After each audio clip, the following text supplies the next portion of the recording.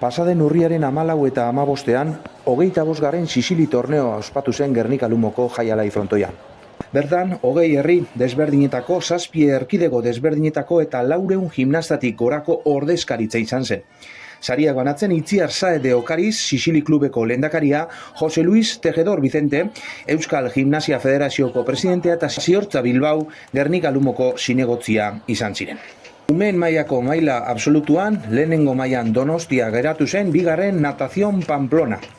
Hain zuzen ere, makila eta ustaiekin egindako lana. Junior absolutuetan, lehenengoa Tolosa, bigarren Boezillo, hirugarren La Victoria Valladolid, pelota eta zintaki. Senior absolutuetan, lehenengo maila Sakoneta M, ustai eta pelotakin, bigarren Sakoneta K, hirugarren Larraona. Juvenil oinarrizkoan, lehenengoa Tolosa, pelota eta zintakin, bigarren Torrelavega, pelota eta zintakin, hirugarrena La Victoria Valladolid. Eta torneoko sari nagusia Sakonetarentzako.